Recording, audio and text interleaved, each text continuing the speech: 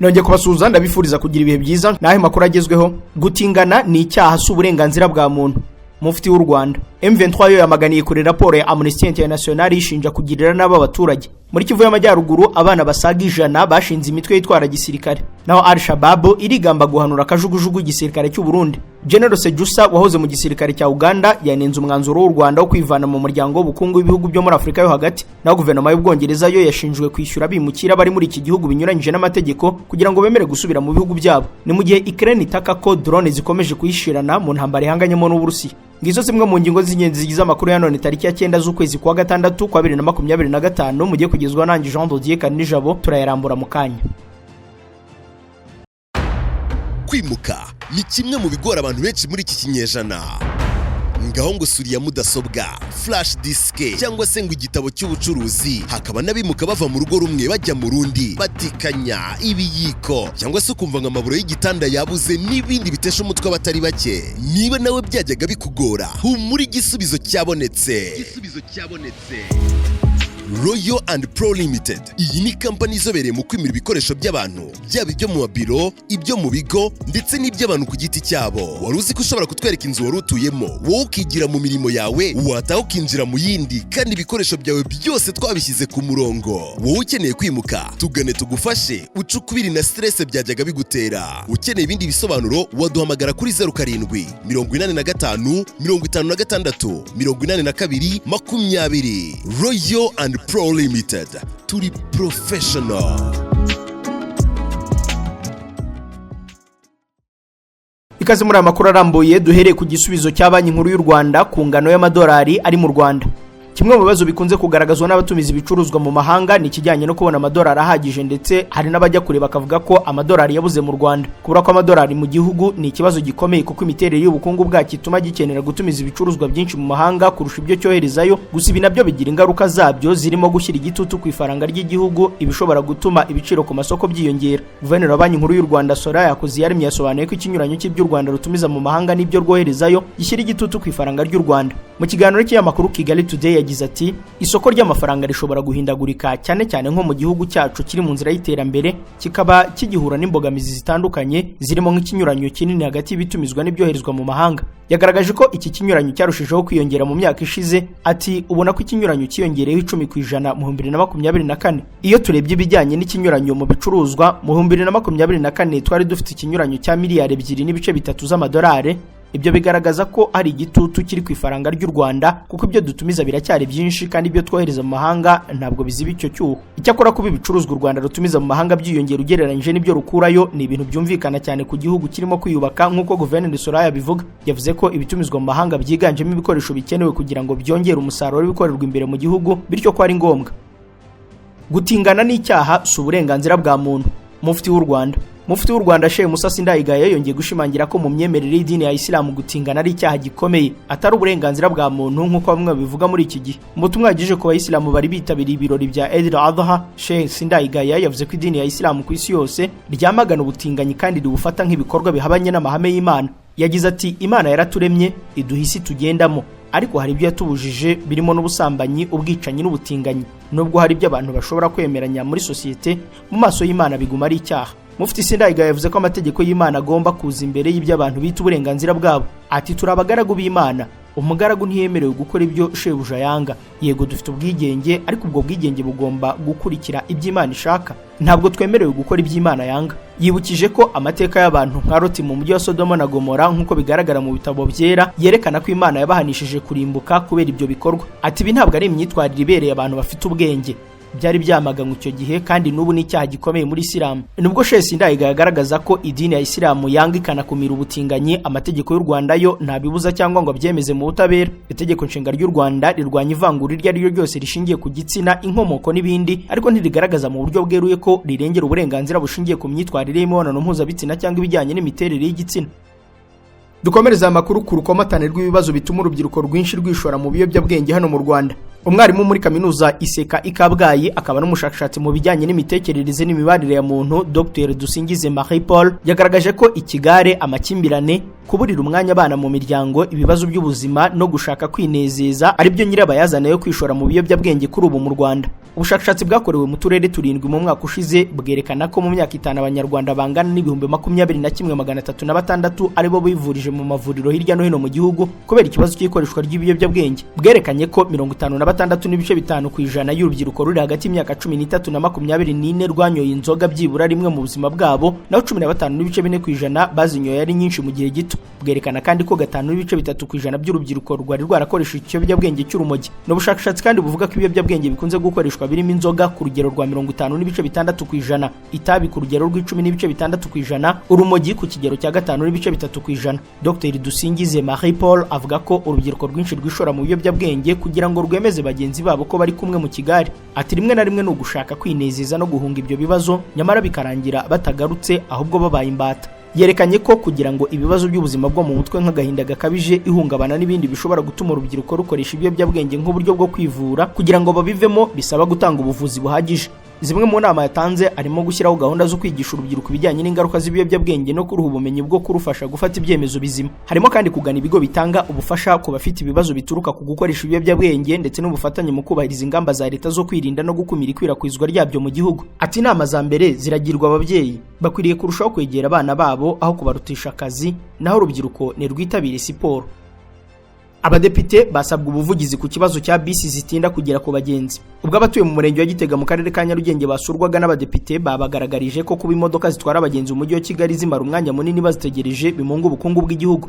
Mukayiranga Diane ati ngenda shaka kuvuga ku kibazo cy'ingendo mu mujyi wa Kigali ku bagenda na bisi. Mbona baduha serivisi itanoze, iki kibazo nkimaranye igihe. Bisi batuzaniye ni nziza pe, ariko iminota umuturage amara ku muhanda ategereje bisi kugira ngo ajye ku kazi irenze ukwemera. Nge mbona binamunga ubukungu bw'igihugu. Niba umuntu yari afite ibihumbi 3 akumva ko agomba gutega moto kugira ngo agere Kicukiro ku kazi, no mu kugaruka kongera agatega moto, ayo mafaranga yakamutunze igihe kinini. Depite Mukabarisa Germaine yemereye abaturage bo mu Gitega ko ikibazo cyabo azagishyikiriza inteko ishinga amategeko ikagishakira umuti. Usibye muri Kigali, abadepite banamaze igihe bakorera ingendo hirya no hino mu gihugu mu rwego rwo gukurikirana ibimaze kugerwaho mu mikorere y'inzego z'imitegekere zegerejwe abaturage mu guha serivisi nziza umuturage. Muri izi ngendo kandi abadepite basuye hatangirwa serivisi z'ubutaka, imyubakire ndetse n'izindi. Makuru arebana n'ikoranabuhanga, abakoresha internet mu Rwanda bageze kuri 5.5 million. Mu gihe u Rwanda rukomeje kongera serivisi zifashisha ikoranabuhanga no gushora imari mu bikorwa remezo byaryo, kuri ubu mu gihugu hose harabarurwa abasaga 5.5 million bakoresha internet. Urwego rw'itumanaho rikoresha internet rufite uruhare rukomeye muri iterambere, abakoresha telefone bageze ku basaga 13 mu kwezi kwa 9 kwa 2024 bavuye kuri 12.2 babarurwaga mu mwaka wabanje. Umuyobozi mukuru w'ishami rishinzwe guhanga ibishya n'ikoranabuhanga rigezweho muri Minisiteri y'Ikoranabuhanga na Innovation, Esther Kunda, avuga ko u Rwanda ruri mu murongo mwiza mu birebana n'iterambere ry'ikoranabuhanga. Ati urwego rw'ikoranabuhanga ruratera imbere ku isi kandi u Rwanda narwo ruri muri izo mpinduka. Ikwirakwira rya internet ryariyongereye rigera kuri 62% kubera ishoramari ryashyizwe mu bikorwa remezo, ubumenyi bwiyongereye ku gukoresha ikoranabuhanga ndetse na politike zishyigikira ikoreshwa ryaryo mu nzego zinyuranye. Mu ntangiriro za 2024 u Rwanda rwari rufite abakoresha internet basaga 4,400,900 ugereranyije na 3,300,000 bayikoreshaga mu 2020, mu gihe ikwirakwira rya internet ryari ku kigero cya 26%. Inyigo iheruka gukorwa isaba ko umubare w'iminara wakongerwa nibura ukagera ku 2,500 kugira ngo u Rwanda rugere ku ntego yo kugeza ihuzanzira rya telefone ku kigero cya 97% mu gihugu hose. Mukanya aya makuru turakomereza kuyavugwa hanze y'u Rwanda. Kwimuka ni kimwe mu bigora abantu benshi muri iki kinyejana. Ngaho ngo suriya mudasobwa, flash disk cyangwa se ngo igitabo cy'ubucuruzi, hakaba nabimuka bava mu rugo rumwe bajya mu rundi, batikanya ibiyiko cyangwa se kumva ngamaburo y'igitanda yabuze n'ibindi bitesha umutwe batari bake. Niba nawe byajyaga bikugora, humura igisubizo cyabonetse. Royal and Pro Limited. Iyi ni company izobereye mu kwimira ibikoresho by'abantu, byaba ibyo mu biro, ibyo mu bigo ndetse n'iby'abantu ku giti cyabo. Wari uzi ko ushobora kutwereka inzu wari utuyemo, wowe ukigira mu mirimo yawe, wataho ukinjira mu yindi, kandi ibikoresho byawe byose twabishyize ku murongo. Wowe ukeneye kwimuka, tugane tugufashe, ucukubiri na stress byajyaga bigutera. Ukeneye ibindi bisobanuro, waduhamagara kuri 07 85 56 82 20. Royal and Pro Limited, turi professional. Mu makuru y'u Rwanda, ihuriro ry'ingabo zirwana ku ruhande rwa leta ya Kongo ryabyutse rigaba ibitero muri Rugezi. Mu gitondo cyo kuri wa mbere, ihuriro ry'ingabo zirwana ku ruhande rwa Repubulika ya Demokarasi ya Kongo zabyutse zigaba ibitero ku baturage b'abanyamurenge mu gace kamwe ko muri Rugezi muri territoire ya Fizi mu ntara Kivu y'Amajyepfo. Ni amakuru akubiye mu butumwa bugufi bwohererejwe kimwe mu bitangazamakuru byandikirwa muri Kivu y'Amajyepfo. Abwo butumwa bugira buti umwanzi araduteye mu Rugezi, yateye ahitwa Michikachika, ubu ari kwerekeza ahari abaturage n'ahari twirwaneho. Amakuru agaragaza kandi ko iri huriro rigizwe n'igisirikare cya Kongo n'ingabo z'u Burundi na Wazalendo bagabye igitero ku isaha 12 n'igice z'igitondo cyo kuri wa mbere. Kugeza ubu urusaku rw'imbunda ziremereye n'izoroheje ruri kumvikana muri utwo duce dutandukanye two muri Rugezi, ndetse rukaba rurimo kumvikana no muri Minembwe Centre nk'uko umwe mu bahaherereye yabitangaje. Ni igitero kigabwe mu gihe arashize ibyumweru bitatu muri Minembwe yari ituze nyuma y'ibitero by'indege zitagira abapilote zari zerutse kuhagaba ibitero, abantu bagafatwa n'ubwoba bagahunga. Ibi bitero by'ingabo z'u Burundi ku banyamurenge byaherukaga mu mpera z'ukwezi kwa gatanu mu Mikenke na Bijabo.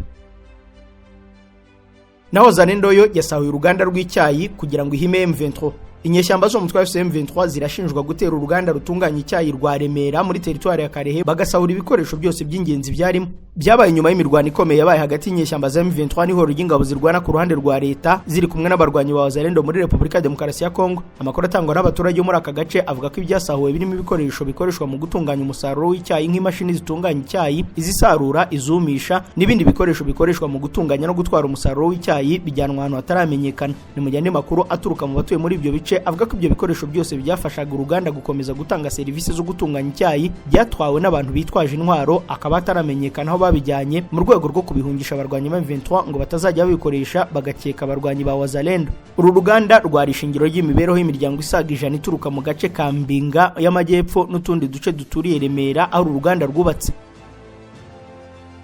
Muri Repubulika ya Demokarasi ya Kongo kandi abadepite baramagana bakomeje gusebya Wazalendo.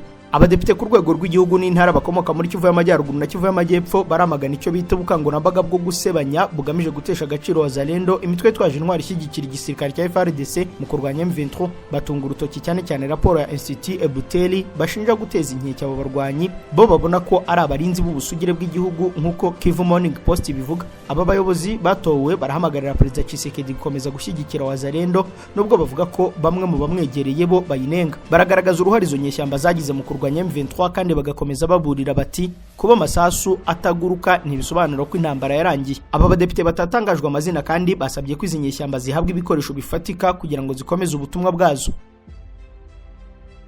Dukomereze ko M23 yamaganiye kuri raporo ya Amnesty International ishinja kugirira n'aba baturage. Ihuriro AFC/M23 ryamaganiye kuri raporo ya Amnesty International ku birego byo kugira n'aba baturage. Uyu muryango uvuga ko uharanira uburenganzira bwa muntu ukomeje kuyishinja. Ni ibirego M23 ivuga ko bishingiye ku mpamvu za politike ndetse ko nta nishingiro bifite, cyane ko bishingiye ku binyoma. Amnesty International igaragaza ko M23 ikomeje kutubahiriza amahame y'uburenganzira bwa muntu mu mijyi igenzura iri mu Goma na Bukavu yabohoye mu ntangiriro za 2025. Raporo y'umuryango igaragaza ko M23 iri kwica, ikanakora iricarubozo ndetse ikanarigisa bamwe mu mfungo ifite. No muryango ugaragaza ko abo M23 yafashe ikomeje kubafata nabi cyane bagakorerwa ibikorwa by'icarubozo aho bafungiye mu bice bya Goma na Bukavu. M23 yo igaragaza ko ibyo ari ibinyoma bigamije kuyisiga icyasha, gukomeza guhurwa amakuru atari yo mu karere no kwirengagiza intambwe ikomeye imaze guterwa mu kugarura umutekano mu cy'igenzura. Tariki ya 30 z'ukwezi gushize iri huriro ryagaragaje raporo yaryo ishingiye ku makuru ryita ya nyayo y'ibibera mu burasirazuba bwa Kongo. M23 yagaragaje ko mu bikorwa byo kubohora Goma na Bukavu abajenosideri bo muri FDLR n'indi mitwe nka Wazalendo barwanaga ku ruhande rwa leta ya Kongo biyambuye imyambaro ya gisirikare bigira abasivile bacengera mu baturage. Mu ijoro ry'itariki ya 27 z'ukwa mbere k'umwaka nibwo M23 yafashe umujyi wa Goma. Nyuma ku itariki ya 16 z'ukwa kabiri iri huriro ritangaza ko ryatabaye ibyuzuye abaturage bo muri Bukavu batereranwe n'ihuriro ry'ingabo za leta ya Kongo. Nyuma hakurikiyeho ibikorwa byo kurinda abaturage no guhagarika ibikorwa by'ubugizi bwa nabi aho abaturage bicwaga bigizwemo uruhare na leta, nyamara ariyo yari ikwiriye kubarinda. Ni ibintu bitabonwa neza nabi Kinshasa n'imiryango ikorera mu kwaha kwabo. Dukomereze muri Kivu y'Amajyaruguru aho abana basaga 100 bashinze imitwe yitwara gisirikare. Umuryango wihariye ushinzwe kurengera abana muri Repubulika ya Demokarasi ya Kongo watangaje ko abana barenga 500 bari mu mitwe yitwaje intwaro muri territoire ya Rubero mu ntara Kivu y'Amajyaruguru. Ibi ni byatangajwe na Jean-Pierre Kakule Kavaketi, umuyobozi w'umuryango Solidarité pour la Promotion d'Action Développement, umwe mu miryango yihariye igize itsinda rishinzwe kurengera umwana muri société civile. Uyu muyobozi avuga ko abana barenga 584 aribo bamaze kumenyekana ko bafatanya n'imitwe yitwaje intwaro ikorera muri aka gace. Byongeye kandi hari abandi bana 111 baba mu duce tw'icyaro nabo bashinze udutsiko tw'imitwe yabo yitwaje intwaro. Jean Pierre Kakure yasobanuye ko hakiri inzitizi zikomeye zituma abana batabasha kuva muri iyo mitwe. Avuga ko ikibabangamira cyane ari ubushake buke bw'abayoboye iyo mitwe ihatira abana kuyigana ndetse n'ibura ry'ibyemezo bifatika biva mu bigo bishinzwe kurengera abana. Uyu muyobozi asaba ko hakongerwa imbaraga mu bukangurambaga mu bayobozi b'iyo mitwe n'abana ubwabo, ariko by'umwihariko no ku miryango iturukamo abo bana. Akomeza avuga ko ari ngombwa ko n'imiryango ihindura imyumvire kugira ngo uyu muco wo gushora abana mu ntambara ucike. Mu gice cya Rubero cyakunze kwibasirwa n'imvururu n'umutekano muke kuva mu myaka myinshi ishize, abaturage bakomeje gutabaza leta n'imiryango mpuzamahanga kubafasha kurandura uyu muco wo gushora abana mu gisirikare, kuko abana binjiye muri iyi mitwe benshi bahora n'ihohoterwa, gukoreshwa imirimo ivunanye no kwangizwa ku mubiri ndetse no mu mutwe. Dukomereza amakuru muri Somalia. Al-Shabaab yigamba guhanura akajugujugu igisirikare cy'u Burundi. Umutwe w'iterabwoba wa Al-Shabaab wo muri Somalia uravuga ko wabashije kurasa akajugujugu igisirikare cy'u Burundi yari mu butumwa bwa AUSOM bw'umuryango wa Afurika yunze ubumwe, kandi yageraga uruhare mu kwimura ingabo igihe byabaga ngombwa. AUSOM yatangaje ko iyo kajugujugu yarimo ivana ingabo z'abarundi zishinzwe kubungabunga amahoro mu mudugudu wa Hawadle wibasiwe n'umwuzure, iza guhura n'ikibazo cya tekinike biba ngombwa kwigwa hafi y'ubutaka bugenzurwa na Al-Shabaab. AUSOM ikomeza ivuga ko kugwa byihutirwa byatewe n'ikibazo cya tekinike aho guhanurwa n'umwanzi. Ngo abakozi bose bari mu ndege barimo uwari witwaye n'ingabo bashoboye kuhava nta kibazo, nyuma baza kwimurirwa mu kigo cya gisirikare kiri hafi aho. Cyakora abarwanyi ba Al-Shabaab bo bafashe ibisigazwa by'ikajugujugu nyuma yo kugwa, nyuma yo kwirakwiriza amashusho yayo bavuga ko bayirashe. Ni ibintu bitandukanye n'amagambo yatangajwe na AUSOM ishimangira ko nta masasu y'abanzi yabigizemo uruhare nk'uko iyi nkuru ya Military.Africa ibivuga. Gukomeza kwibasira cyangwa gufata indege zahanuwe na Al-Shabaab bigaragaza akaga gakomeje kugaragara mu bikorwa byo kubungabunga amahoro n'ibikorwa by'ubutabazi mu kirere cya Somalia. Kubijyanye na kajugujugu y'u Burundi kwimura mu mutekano abakozi bose ngo byagenze neza, ariko gutakaza indege ubwayo ku barwanyi ba Al-Shabaab byerekana gusubira inyuma. Ubushobozi bw'uyu mutwe bwo gufata no kwamamaza ibisigazwa ntibikora gusa nka propaganda y'intsinzi, ahubwo binibutsa imbogamizi mu kubungabunga umutekano mu bihe bitoroshye. Naho igihugu cya Uganda cyo cyarekuye abarobyi 5 b'abanyekongo bari barafatiwe mu kiyaga cya Ruberi. Ubuyobozi bw'intara turi muri Repubulika ya Demokarasi ya Kongo bagatangaje ko abarobyi 5 b'abanyekongo bari barafashwe n'ingabo za Uganda zishinzwe gucunga umutekano mu mazi, barekuwe n'ibikoresho byabo birimo moteri 82 z'amato n'ubwato 87. Aba barobyi bari barafashwe mu kwezi kwa gatanu hagati ubwo barimo baroba mu kiyaga cya Ruberi, bashinjwa n'ingabo za Uganda kuba bararenze imbibi z'amazi zigabanya ibihugu byombi. Ibi byakurikiwe n'imvururu zikomeye hagati y'ingabo za Uganda n'iza Kongo, aho bivugwa ko ingabo za Uganda zarashe ku basirikare bashinzwe kurinda umutekano mu mazi ku ruhande rwa Kongo, birangira bamwe basize ubuzima abandi batabwa muri yombi.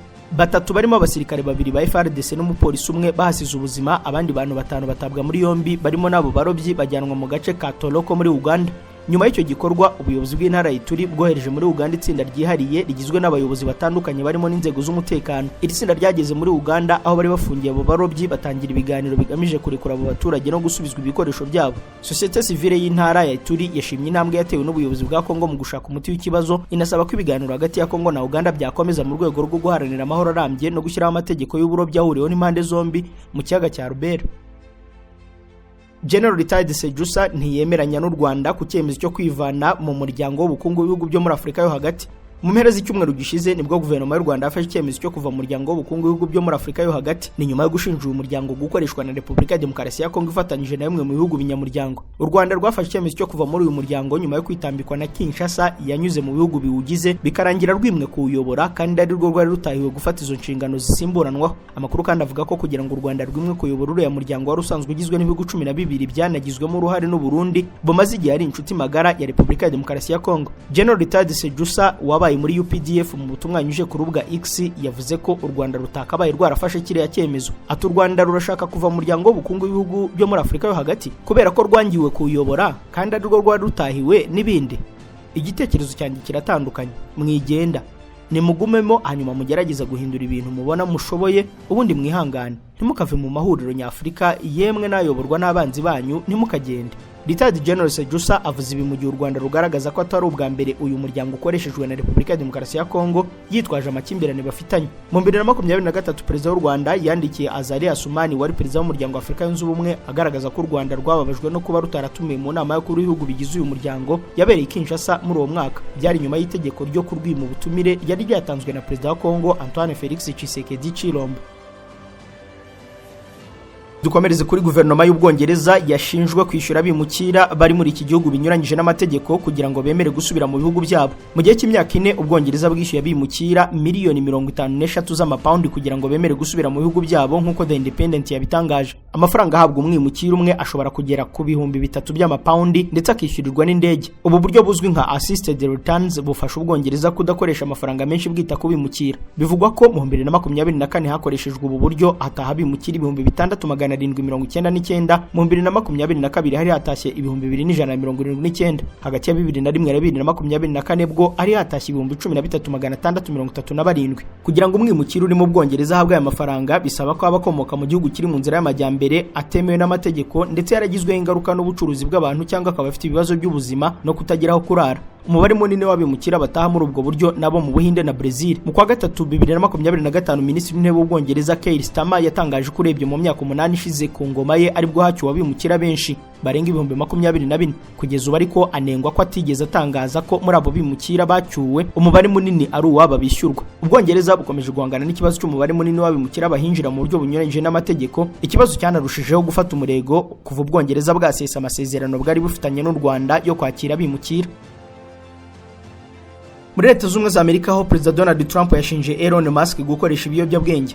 Donald Trump na Elon Musk, umuherwe wari inshuti ye magara ndetse banakoranye bya hafi kuva yakongera gutorerwa kuyobora Amerika, yamushinje gukoresha ibiyobyabwenge. Washington Post ivuga ko Donald Trump yaramaze iminsi yarabwiye abakozi bo muri White House kwitondera Elon Musk, asaba Vice President JD Vance kwigengesera mu byo amubwira byose. Umubano wa Trump na Musk watangiye kuvugwa mu runtu ubwo uyu munyemari yasezeraga ku buyobozi bw'ikigo Doge gifite inshingano zo gufasha guverinoma ya Amerika kugabanya amafaranga ikoresha. Kimwe mu byavugishije abantu benshi ni ubutumwa Elon Musk yashyize hanze avuga ko Trump afite aho ahuriye n'ibyaha byo guhotera abagore byahamijwe Jeffrey Epstein, ari nayo mpamvu yanze gushyira hanze inyandiko z'ibyaha uyu mugabo yakoze. Nyuma yo kwibasirwa bikomeye, Donald Trump yatangiye guhamagara abantu batandukanye kuri telefone ababwira ko Elon Musk yabaswe n'ibiyobyabwenge. Mu bihe bitandukanye Elon Musk yagiye ashinjwa gukoresha ibiyobyabwenge, cyane cyane igihe ari mu bikorwa byo kwamamaza Donald Trump. Mu 2024 Elon Musk yigeze gutangaza ko yakoresheje umuti wa ketamine ufatwa nk'ikiyobyabwenge ariko abigiriwemo inama n'abaganga. Uku gukoresha ibiyobyabwenge bivugwa ko ari byo byagiye biba intandaro y'amakimbirane Elon Musk yagiranye n'abayobozi ba Amerika barimo umuyobozi wa White House na Minisitiri w'Imari Scott Bessent, habuze gato ngo bafatane mu mashati.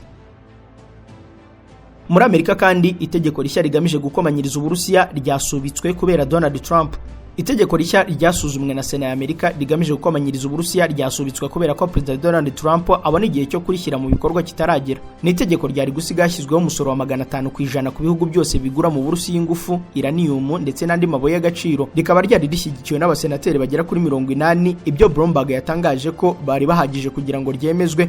Gusa abasenateri baracyifashe banga kuvuguruza umukuru w'igihugu. Mu ntangiriro z'iki cyumweru Trump yari yavuze ko atarabasha no kunyuza amaso muri iryo tegeko, avuga ko ari ngombwa ko ibyo bihano byazashyirwaho mu gihe gikwiriye. Ibintu byatumye abagize inteko ishinga amategeko bahita bagenza make mu kwemeza iryo tegeko. Senateri Lindsey Graham wari wazanye umushinga w'iryo tegeko yari yavuze ko yifuza ko ryatorwa mbere y'inama ya G7 izabera muri Canada kuva ku itariki ya 15 z'uku kwezi kugeza ku ya 17, ariko kuri ubu bisa n'ibyabaye bigenjeje make. Igisirikare cya Ukraine cyo kiravuga ko gihangayikishijwe n'ikibazo cy'ubuke bw'indege zitagira abapilote drone ugereranyije n'izo bakeneye mu ntambara bahanganyemo n'Uburusiya. Bamwe mu basirikare b'icyo gihugu babwiye BBC ko 1/3 cy'izo drone zikenewe n'ingabo zigurwa hakoreshejwe amafaranga y'amatsinda yabo cyangwa zigateranywa hifashishijwe ibice byasigaye ku zindi zasenyutse. Aya makuru aje nyuma y'icyumweru Ukraine igabye igitero giteguye neza hifashishijwe drone ku birindiro byinshi by'indege za gisirikare z'Uburusiya, yibasiye indege z'intambara zitwara ibisasu bya kirimbuzi zari ziri mu majyaruguru no mu burasirazuba bw'icyo gihugu. Uburusiya bwatangaje ko drone nyinshi za Ukraine zaburijwemo kandi ko indege zagabweho ibitero zangiritse, ariko ko zitangiritse burundu nk'uko abayobozi ba Ukraine babivuze. Ni mu gihe Ukraine yivuga ko indege za gisirikare z'Uburusiya zirenga 40 zarashwe muri ibyo bitero. Mu ntangiriro z'iki cyumweru Perezida wa Ukraine Volodymyr Zelensky yabwiye televiziyo ABC News ko intwaro zose zakoreshejwe muri ibyo bitero zakozwe n'abanya-Ukraine kandi ko ibyo bitero byari bimaze igihe kirenga umwaka bitegurwa. Dukomereza amakuru mu Burusiya, abaturage b'iki gihugu batoye igihugu babona nk'umwanzi wabo wa mbere. Mu Burusiya hakozwe ubushakashatsi, abaturage basabwa kuvuga igihugu babona ko kibabangamiye cyangwa se kitabaniye neza igihugu cyabo. Ubusanzwe uwo mwanya wari umazeho imyaka myinshi Leta Zunze Ubumwe za Amerika, ariko kuri iyi nshuro siko biri. Igihugu kibangamiye Uburusiya nk'uko byavuye mu bushakashatsi bw'aba Barusiya ni Ubudage. Ni ubushakashatsi bwakozwe n'ikigo Levada Center giterwa inkunga n'ibihugu byo mu burengerazuba bw'isi. Ubusanzwe Amerika yari ku mwanya wa mbere mu myaka 13 ishize nk'igihugu Abarusiya bavuga ko kibabaniye nabi. Ubu yageze ku mwanya wa 4. 40% by'abitabiriye ubushakashatsi bavuze ko Amerika iri mu bihugu bifatwa nk'abanzi b'Uburusiya. Ibyo bikaba ari igabanuka rya 36% ugereranyije n'umwaka ushize. Imyumvire ku bijyanye na Amerika yahindutse ubwo Donald Trump yagarukaga ku butegetsi. Nk'uko ubu bushakashatsi bubigaragaza, Ubudage nibwo bufatwa nk'igihugu cya mbere kireba nabi Uburusiya, aho 56% by'ababajijwe ari uko babibona. Bugakurikirwa n'Ubwongereza kuri 49% na Ukraine kuri 43%. Mbere yo kw'intambara yo muri Ukraine ikaza umurego mu kwezi kwa kabiri kwa 2022, 16% gusa by'Abarusiya nibo bafataga Ubudage nk'umwanzi. Dusoreza amakuru kuri Iran igiye gushyira ku karubanda amabanga y'ingenzi y'Ibyisiraheli. Minisitiri w'ubutasi wa Iran Ismail Katib yatangaje ko vuba aha hazashyirwa ahagaragara inyandiko zikomeye za Isiraheli zijyanye n'intwaro za kirimbuzi, umubano wayo na Amerika, Uburayi n'ibindi bihugu ndetse n'ubushobozi bwayo bwo kwirwanaho. Ibi Katib yabitangarije televiziyo ya leta, avuga ko inyandiko zabonywe na Tehran ari ubutunzi bushobora gushimangira igihagararo cy'igihugu, ariko nta bimenyetso yahise atanga. Guverinoma ya Isiraheli, igihugu bivugwa ko ari cyo gihugu cyonyine mu burasirazuba bwo hagati gifite ibisasu kirimbuzi, kugeza ubu nta kiratangaza ku makuru y'inyandiko zibwe nk'uko Al Jazeera bivuga. Cyakora ngo hafashwe abanya-Isiraheli bivugwa ko bari intasi za Tehran mu ntambara ibera muri Gaza. Ntibiramenyekana niba izo nyandiko zibwe zaba zifitanye isano n'igitero cy'ikoranabuhanga cyagabwe ku kigo cy'ubushakashatsi ku ngufu za kirimbuzi cya Isiraheli mu mwaka ushize. Iyi nkuru ya Iran igiye gushyira ku karubanda amabanga y'ingenzi y'Ibyisiraheli niyo dusoreje amakuru ari kugarukwaho. Reka mbashimire kwa mwari mwekurikiye, mbararikire no gukomeza kureba ibindi biganiro bikuru rubuga. Mugira amahoro. Kwimuka ni kimwe mu bigora abantu benshi muri iki kinyejana. Ngaho ngo suriya mudasobwa, flash disk cyangwa se ngo igitabo cy'ubucuruzi, hakaba nabimuka bava mu rugo rumwe bajya mu rundi, batikanya ibiyiko cyangwa se ukumva ngo amaburo y'igitanda yabuze n'ibindi bitesha umutwe batari bake. Niba nawe byajyaga bikugora, humura igisubizo cyabonetse. Royal and Pro Limited. Iyi ni company izobereye mu kwimira ibikoresho by'abantu, byaba ibyo mu mabiro, ibyo mu bigo ndetse n'iby'abantu ku giti cyabo. Wari uzi ko ushobora kutwereka inzu wari utuyemo, wowe ukigira mu mirimo yawe, wataha ukinjira mu yindi, kandi ibikoresho byawe byose twabishyize ku murongo. Wowe ukeneye kwimuka, tugane tugufashe, ucukubiri na stress byajyaga bigutera. Ukeneye ibindi bisobanuro, waduhamagara kuri 07 85 56 82 20. Royal and Pro Limited. Turi professional.